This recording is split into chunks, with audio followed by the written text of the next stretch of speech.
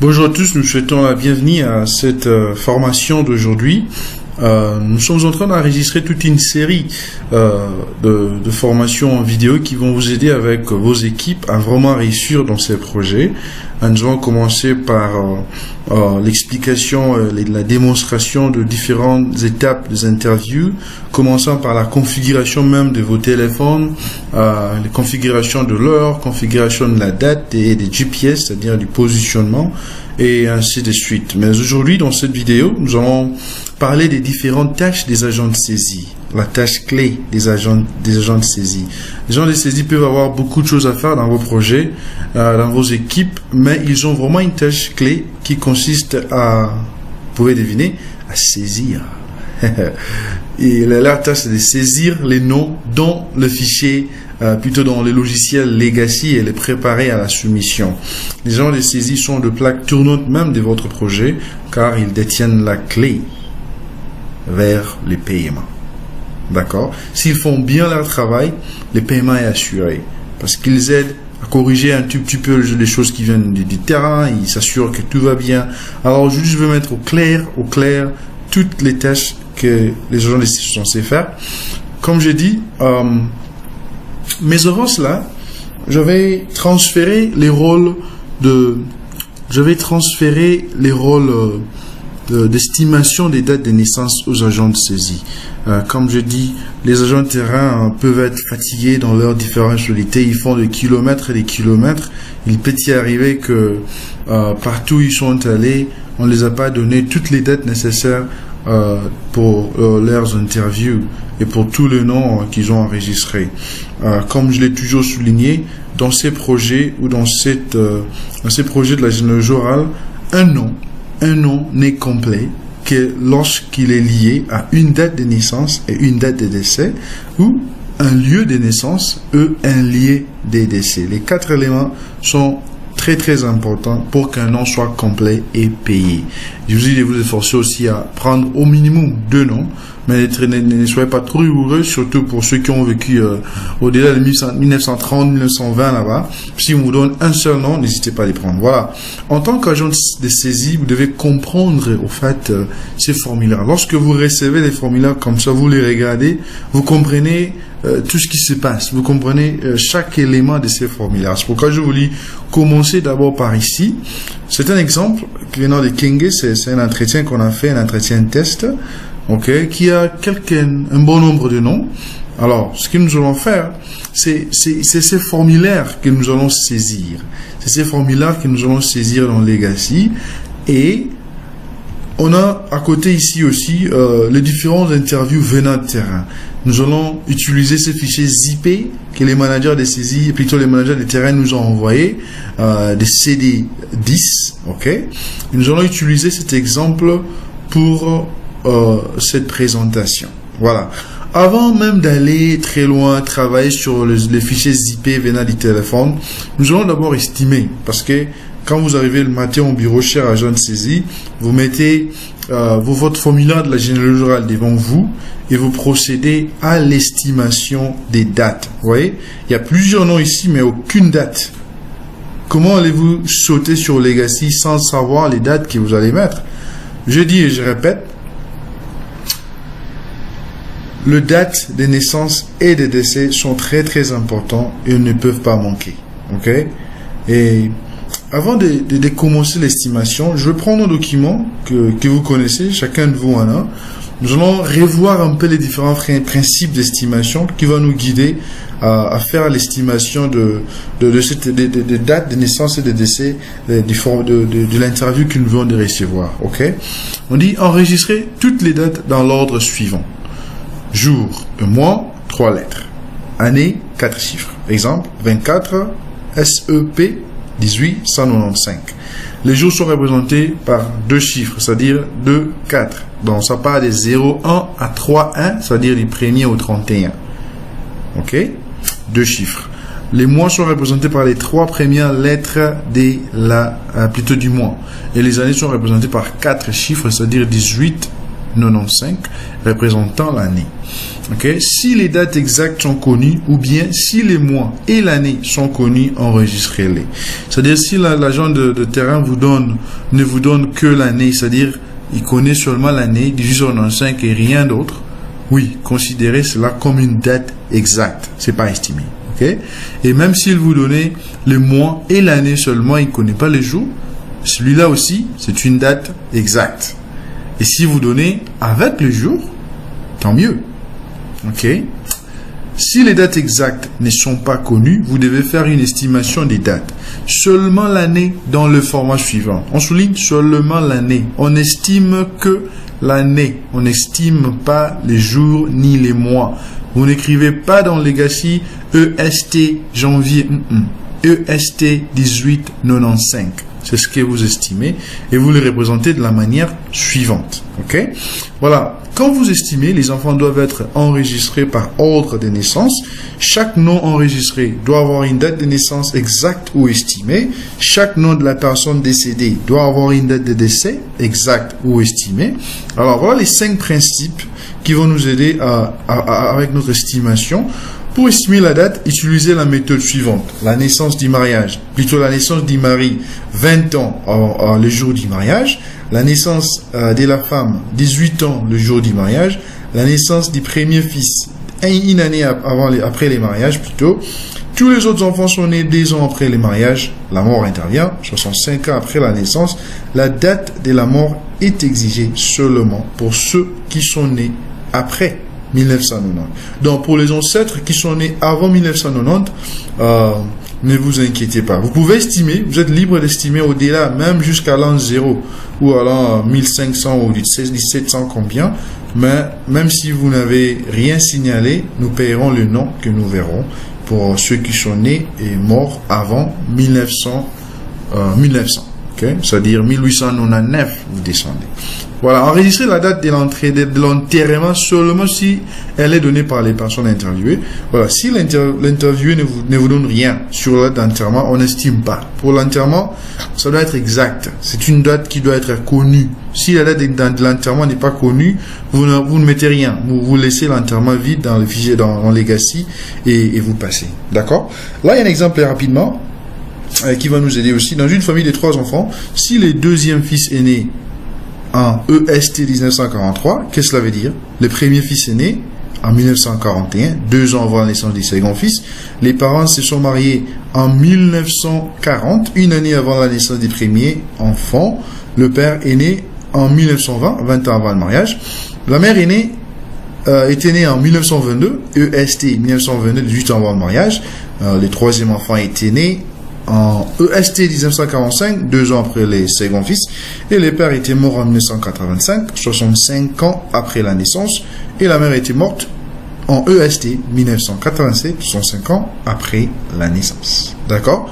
Voilà, nous allons, ça c'était juste pour vous rappeler les différents principes d'estimation. Nous allons directement revenir à notre interview que nous a amené notre agent de terrain bien aimé, mais malheureusement, on ne lui a pas donné toutes les dates.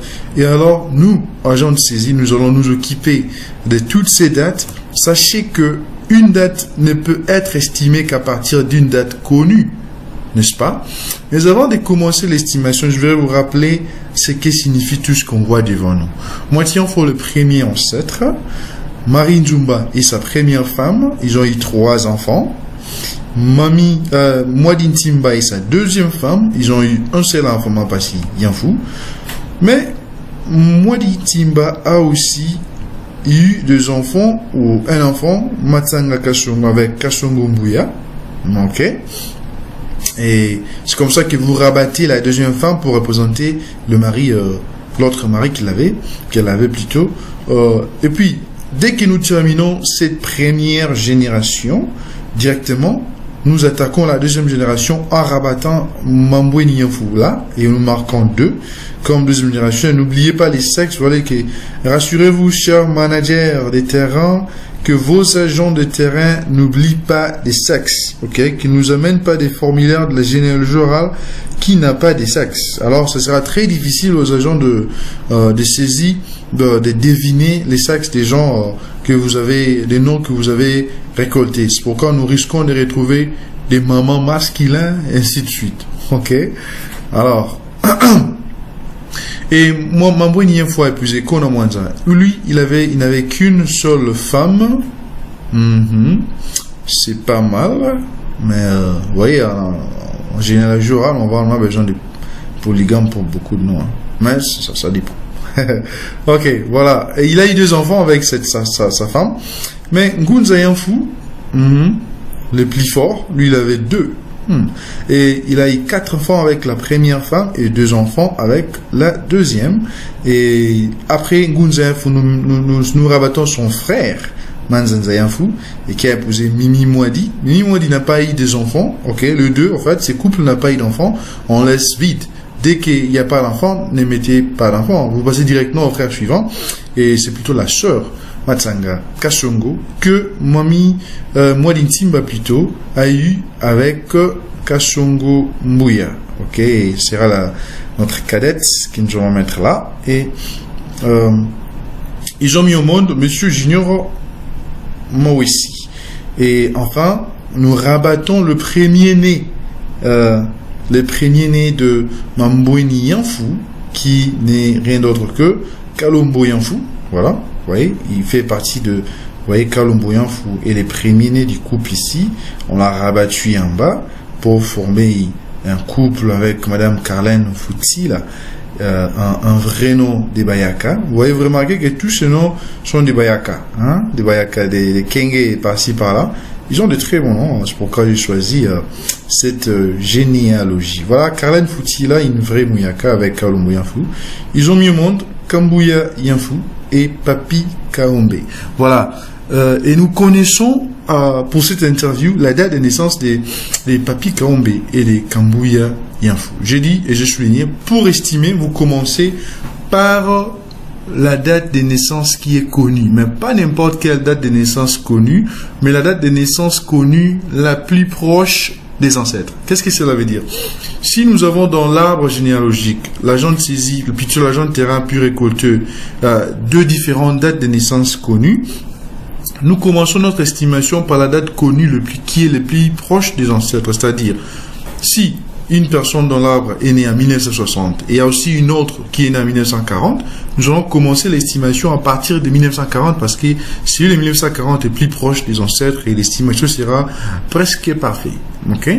Voilà, c'est aussi simple que ça. Alors, nous allons commencer ici avec, pour notre cas, selon vous, quelle est la date de naissance que nous allons utiliser pour nos estimations? C'est bien la date de naissance de Kambuya Yanfu. Et il paraît qu'il est aussi notre informateur, notre interviewé.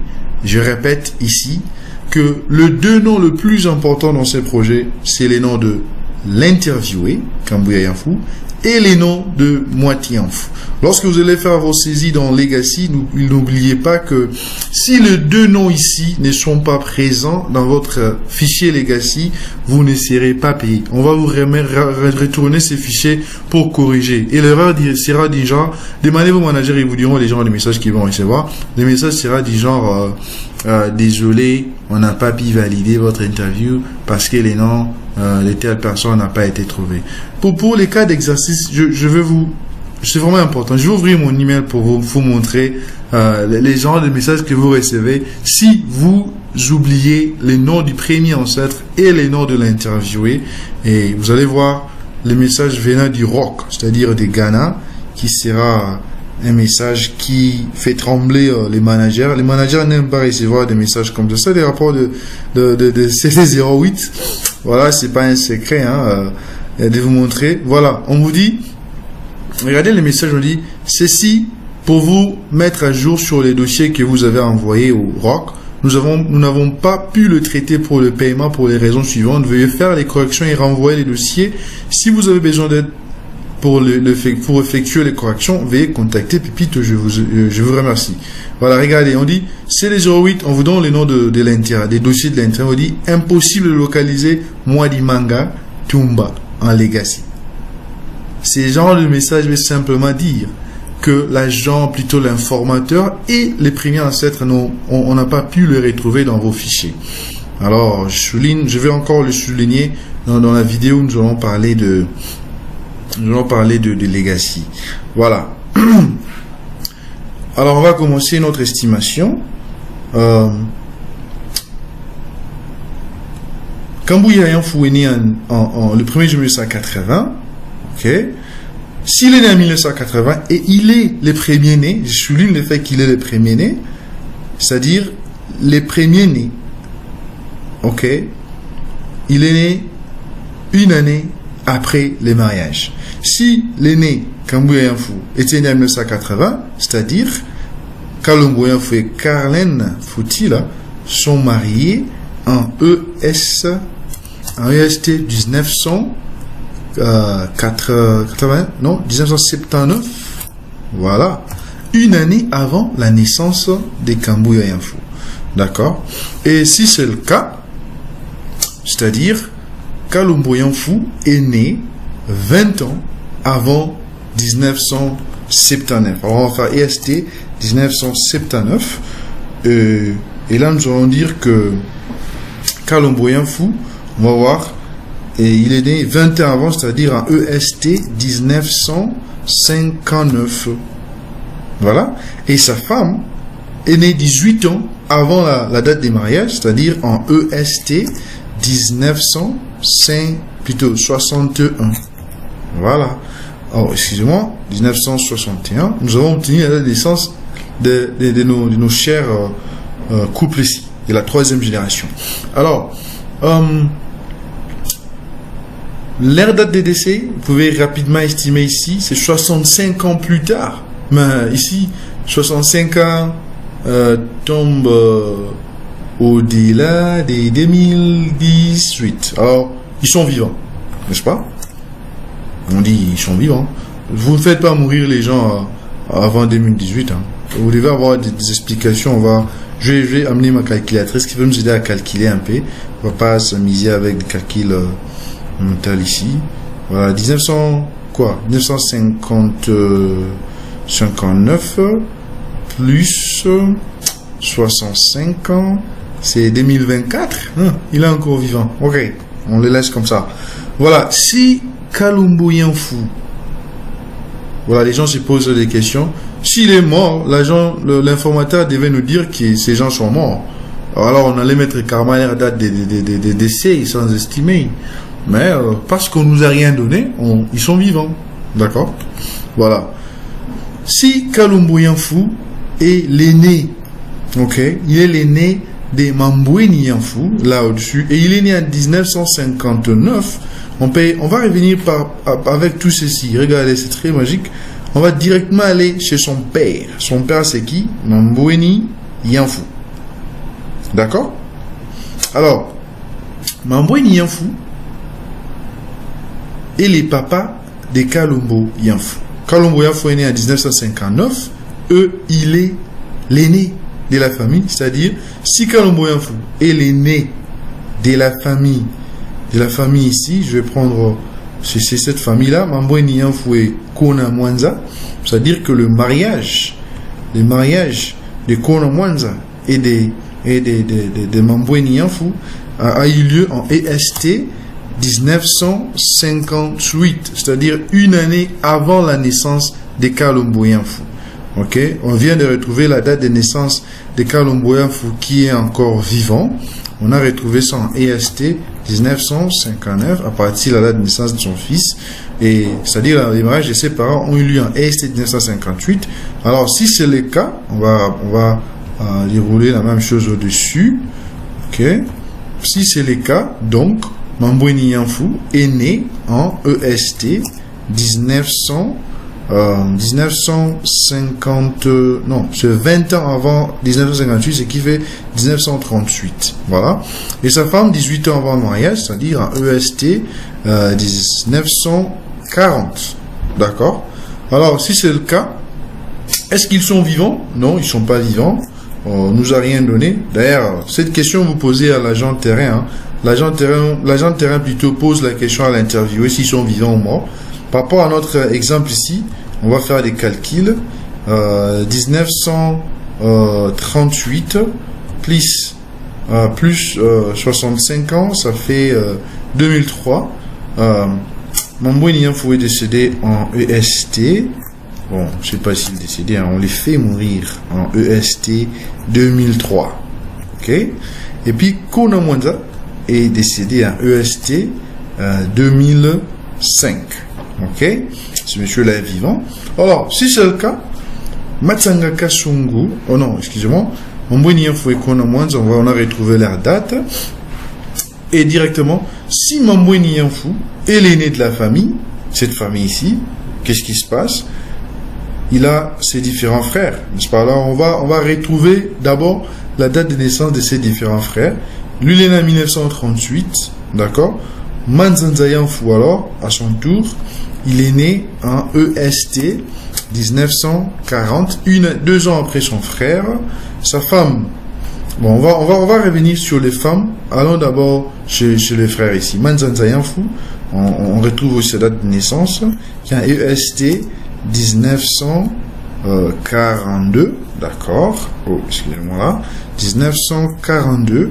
Et puis, Matsanga Kasungu, lui, à son tour, est né en EST 1944.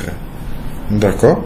Mahamat Sanakajon, qui est une fille, la cadette même de la famille, c'était l'enfant, voilà, il avait 3 et 4. 5e, c'est l'enfant qui est moi d'Itimbaï avec Kasson Mbouya. Alors, on va continuer. On a eu la date de naissance de tous les enfants. Directement, on peut traiter d'abord les différentes familles. Commençons par la famille des Mambweni Yanfou. On a trouvé la naissance. Alors, Kalombo Yanfou, s'il est né en 1959, automatiquement, son frère, Makiadi Mwanza, est né en EST 1961. 2 ans après la naissance de son frère Kalombo. Et puis, Ngunza Yanfou, à son tour, est né en 1940, c'est-à-dire 2 ans après son frère aîné. Si c'est le cas, ce monsieur va mourir en EST 2005. D'accord? Et il est marié quand? Il est marié 20 ans après son mariage, c'est-à-dire il est marié en EST 1960. Ok? Sa femme aussi est mariée en EST 1960. Mais sa femme, quand elle était mariée, elle avait 18 ans, c'est-à-dire elle était née en EST 1942. Vous voyez comment est-ce qu'on fait ces choses? Et puis elle va mourir en 2007. Ok? Voilà, Mami Yanfou, qui est née dans cette famille, est née une année après 1960, c'est-à-dire une année après les mariages de ses parents. C'est-à-dire Mami Yanfou est née en EST 1961. Son frère, suivant Maounda Chadrak, est né en EST 1963. Ok? Voilà. Axel va nous aider à automatiser un peu là pour obtenir la date de naissance des autres. Voilà. Le Maoesi Mpemba est né en 1965, Boutandu Didier en 1967. D'accord, voilà. Je vais vous introduire un autre principe. Ngunza Yanfou avait 2 femmes, ok, Bitondo Munyanga, ainsi que Lumengu Mami. D'accord? Lumengu Mami, une deuxième femme, a épousé et plutôt a eu 2 enfants, Bob Yanfou et puis Luyatu Maholo. Alors, nous allons faire ceci. Il y a 2 possibilités, plusieurs même, d'estimer la date de naissance de la deuxième femme. La femme, sa date de naissance peut être estimée identiquement avec celle de la première femme, ou vous pouvez faire une suite logique des enfants. Si Bob Yanfou, Luyatu, et le petit frère de Boutandu et les autres, et on respecte l'espace des 2 ans ici, on dit celui-là en 1969 et l'autre ici en EST 1971, c'est-à-dire nous pouvons obtenir la date de naissance de Bob Yanfou, plutôt de Lumengu Yanfou, Lumengu Mami à partir de son premier fils Bob Yanfou, en disant que le mariage entre Ngunza Yanfou et Lumengu Mami a eu lieu une année avant la naissance de Bob Yanfou, c'est-à-dire en EST 1970, C'est ça une année? Non, 1968. Ok. Ce qui veut dire que Lumengu Mami était né 18 ans avant 1968, n'est-ce pas?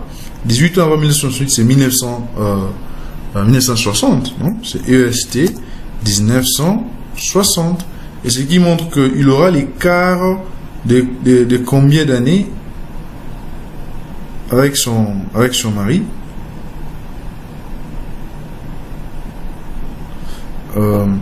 Oh, excusez-moi, c'est pas 1960 là-bas, c'est 1942, c'est ça? Bon, 1968 moins 18. Bon, je vais pas me tromper, hein. Je vais voir avec ces calculs-là. 1968 moins 18.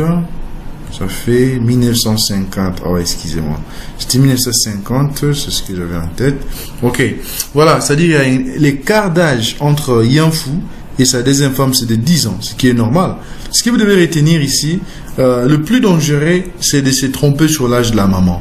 La maman ne peut pas avoir des enfants, surtout si les dates sont estimées avant qu'elle ait 15 ans ou après 50 ans. Si aussi longtemps que la date de naissance de la maman plutôt, comparée avec la date de naissance des enfants, montre qu'elle a eu tous ses enfants à l'intervalle de sa 15e anniversaire et de sa 50e, et de son 50e anniversaire, là, on est dans les bons. Ok? Mais l'écart entre l'homme et la femme n'est pas forcément de 2 ans, surtout dans le cas de la polygamie, comme ce que nous faisons ici. Ok?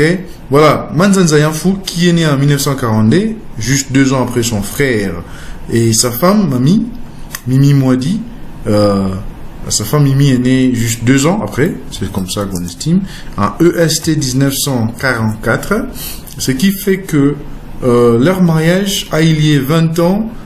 Oh non, excusez-moi, là-bas c'est 46. Oh, qu'est-ce que je fais? Voilà, c'est... Oui, c'est... Je me suis trompé. C'est Maman Tsangaka qui m'a envoyé.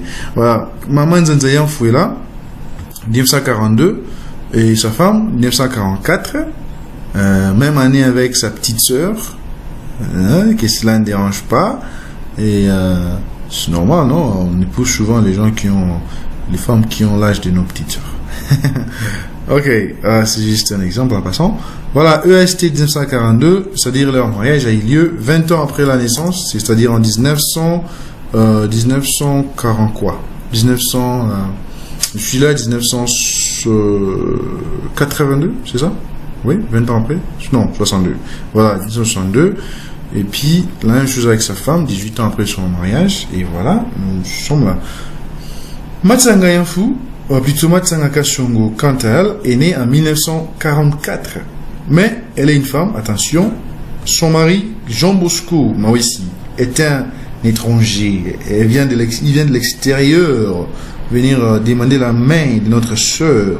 Alors, n'oubliez pas qu'il doit avoir 2 ans de plus que sa femme, parce que dans leur date de mariage, il doit se marier 20 ans avant le mariage, et elle doit se marier 18 ans avant le mariage. Alors, Jean Bosco était né EST en 1942, ok, et puis ils sont mariés la même année avec ceci, EST 62, ok, vous êtes sûr? Non, c'est EST 1964, et puis là c'est la même chose, EST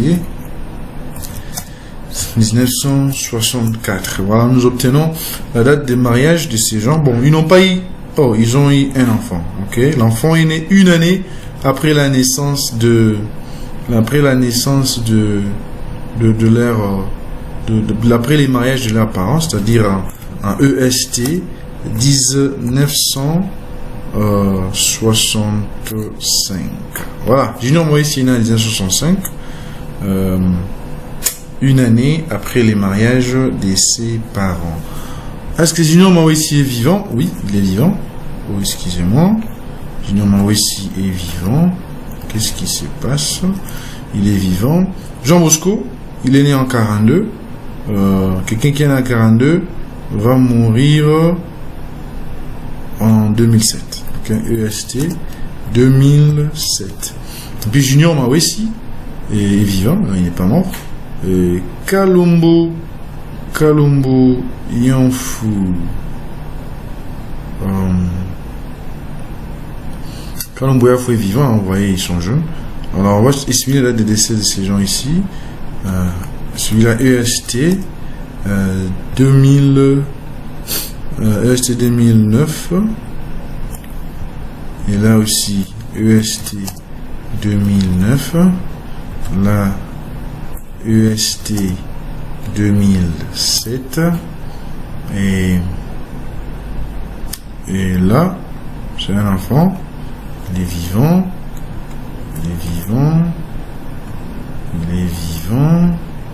Le Mengumami est vivante, hein? Regardez, 2050,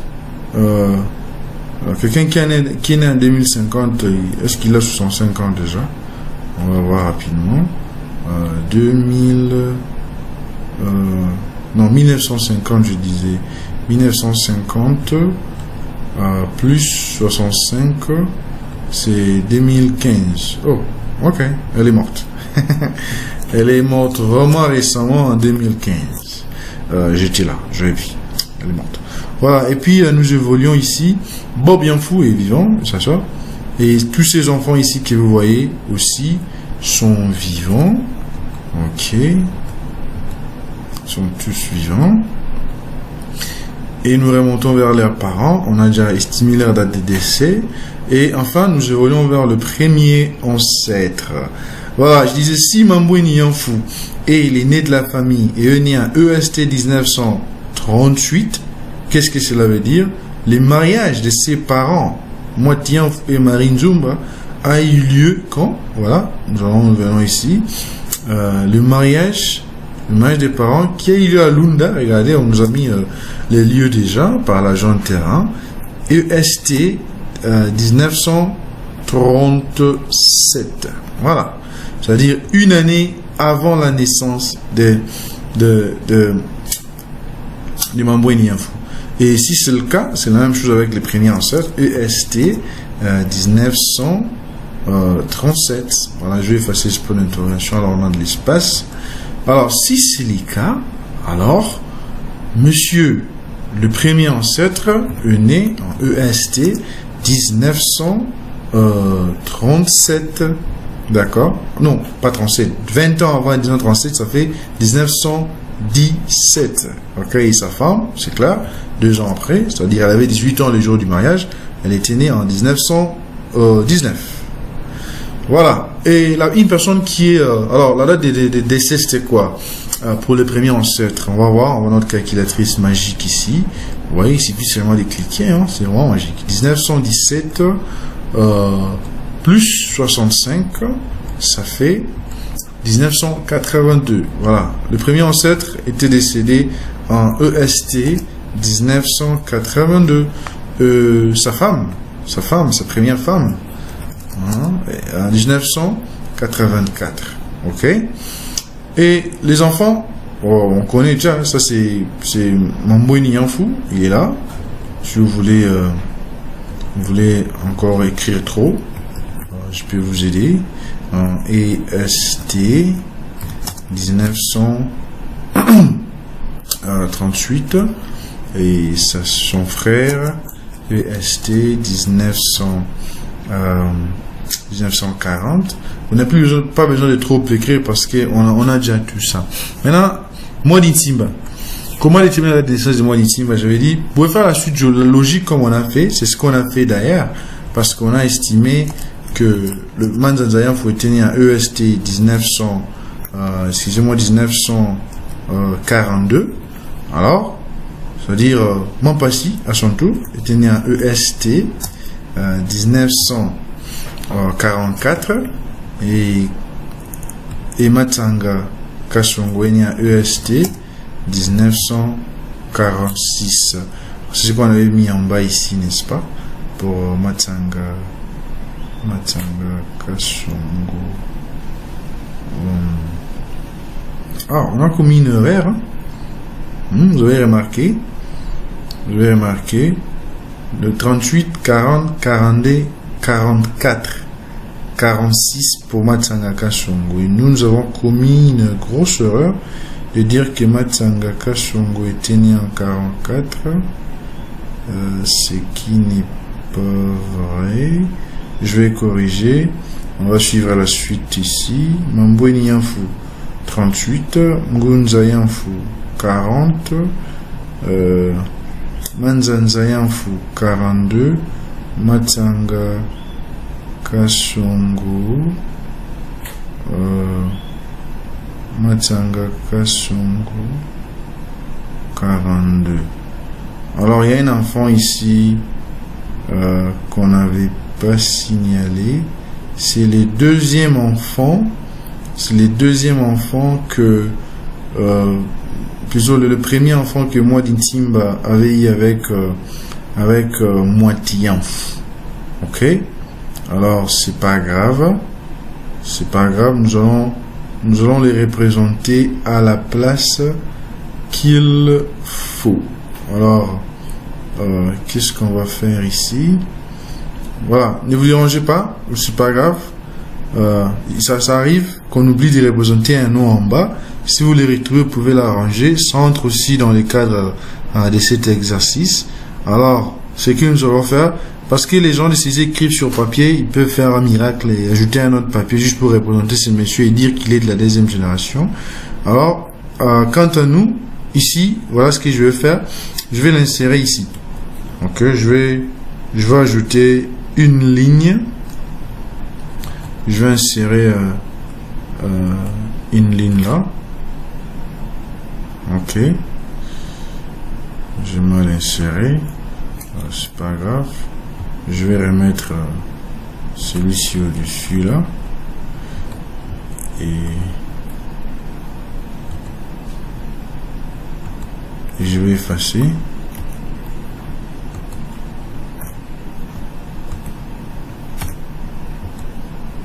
Parce que je cherche à insérer l'enfant ici. Je remets les masques qu'il y a à côté. Et ici, je remets Mampassi qu'on avait oublié. Mampassi Yanf. Voilà. Il suivait juste là. Oh. Une grosse erreur.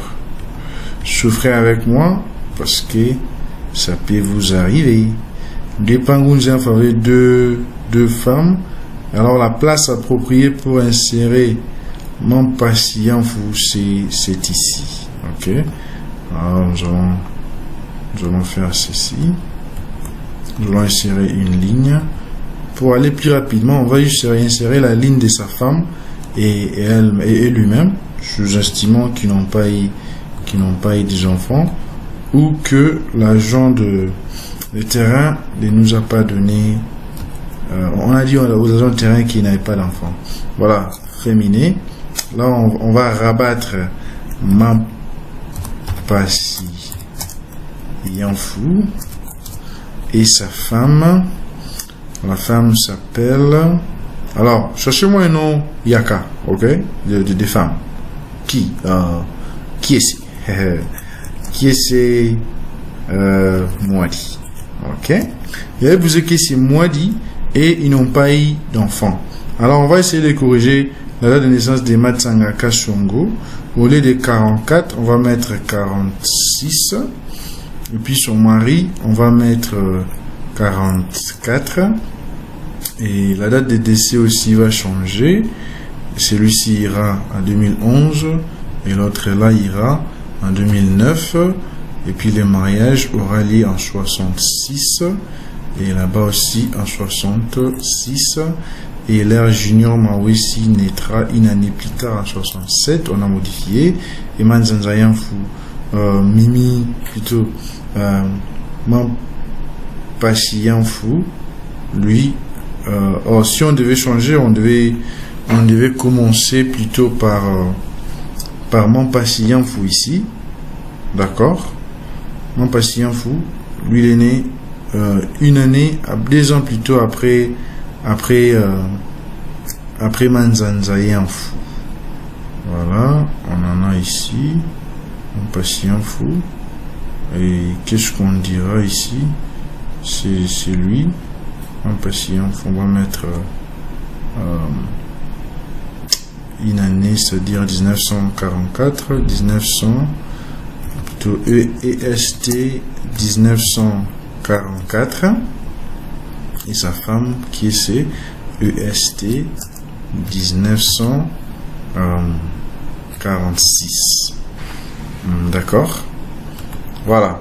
Et puis les décès interviendra à EST 2007 et le décès de la femme interviendra à EST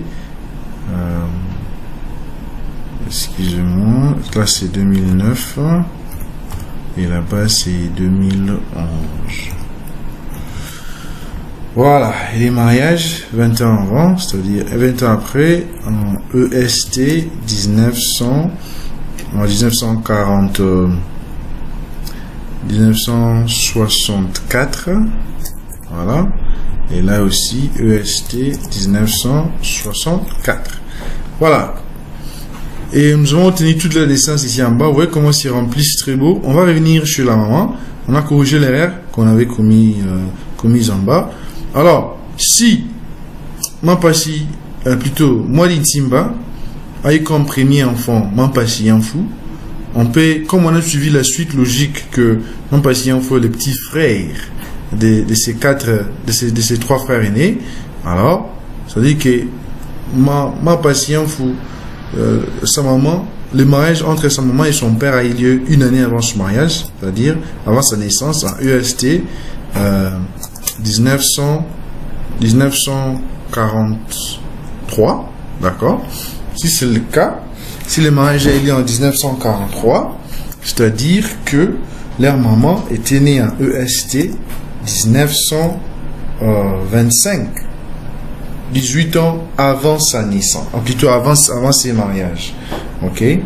C'est comme ça qu'on estime dans ce cas pour obtenir.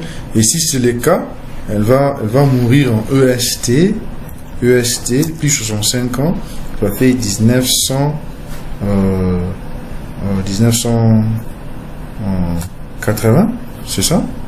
On peut recalculer, n'est-ce pas? 1925 plus 65, ça fait, non, 1990. Voilà, je glisse toujours un tout petit peu dans les 10 ans. Voilà. 1990, et son mari, qu'il a eu, avec qui ils ont produit Matsanga Kasongo, on peut l'ajouter 2 ans au-delà, ok. Et on peut faire la même chose ici. Matsanga Kasongo est né en 1946, on peut mettre 2 ans d'écart entre Kasongo Mbuya et Mwadi Timba, parce que là on n'a pas déjà de problème, il y a un écart de 6 ans, plutôt un écart de 7 ans, 8 ans, entre le premier ancêtre et sa deuxième femme, c'est pas grave, et on peut dire entre elle et son mari, le deuxième mari, l'écart est de 2 ans seulement, EST 1923. Voilà. On peut l'estimer comme ça. Il est mort en EST 65 ans plus tard, c'est 1988. Voilà, c'est un peu de cette façon que vous faites l'estimation des dates avant d'aller chez Legacy. Dans la vidéo précédente, dans la vidéo suivante, nous allons maintenant utiliser ce formulaire pour insérer les noms dans les fichiers Legacy et les préparer pour la soumission. Je vous remercie pour votre attention à cette partie de la formation. Je vous souhaite bonne suite pour la formation suivante. Merci et je vous remercie. Bye bye.